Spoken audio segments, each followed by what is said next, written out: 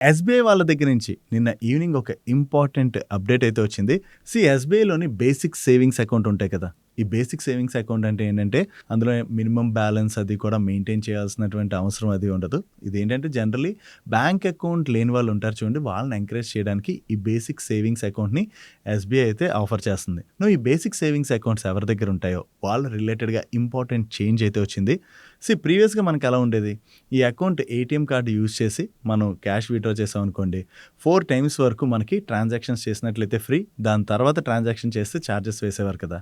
ఇప్పుడు దీని రిలేటెడ్‌గానే ఒక ఇంపార్టెంట్ చేంజ్ తీసుకొచ్చింది. ఇప్పటికి కూడా 4 టైమ్స్ మీరు ట్రాన్సాక్షన్స్ చేస్తే దానిపైన ఎటువంటి చార్జెస్ వేయరు. కాకపోతే ప్రీవియస్‌గా ఏంటంటే, మీరు ఓన్లీ ఏటీఎం కార్డ్ యూజ్ చేసి విత్‌డ్రా చేసినట్లయితేనే దాన్ని మనకి ట్రాన్సాక్షన్ కింద చూసేవారు. అదే మీరు ఏఈపీఎస్ అంటే ఆధార్ ఎనేబుల్డ్ పేమెంట్ సిస్టమ్‌ని యూజ్ చేసి బయోమెట్రిక్ ద్వారా అది క్యాష్ విత్‌డ్రా చేస్తే దాన్ని ఈ ట్రాన్సాక్షన్‌లోకి అయితే లెక్క వేసేవారు కాదు. కానీ ఇప్పుడు వాటిని కూడా దీనిలోకి ఇంక్లూడ్ చేస్తున్నారు. అంటే మీరు ఏటీఎం కార్డ్ యూజ్ చేసి ట్రాన్సాక్షన్ చేసినా, ఏఈపీఎస్ యూజ్ చేసి విత్‌డ్రాల్స్ అవి చేసినా కూడా దాన్ని ఒక ట్రాన్సాక్షన్ కింద అయితే పరిగణిస్తారు.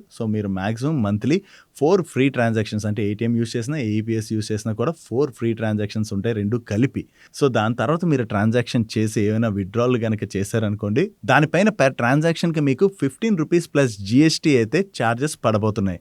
ఇదైతే గుర్తుపెట్టుకోండి. మీరు ఏఈపీఎస్ యూజ్ చేసినా, ఏటీఎం యూజ్ చేసి విత్‌డ్రాల్ చేసినా కూడా ఈ చార్జెస్ 4 ఫ్రీ అయిపోయిన తర్వాత చార్జెస్ అయితే పడతాయి. Other than that a digital transactions చేసుకున్నా అంటే యూపీఐ యూజ్ చేసి మీరు ట్రాన్సాక్షన్ చేసుకున్నా, లేదా డిజిటల్ ట్రాన్స్‌ఫర్‌లు అవి చేసుకున్నా కూడా మీకు ఎటువంటి చార్జెస్ కూడా పడవు.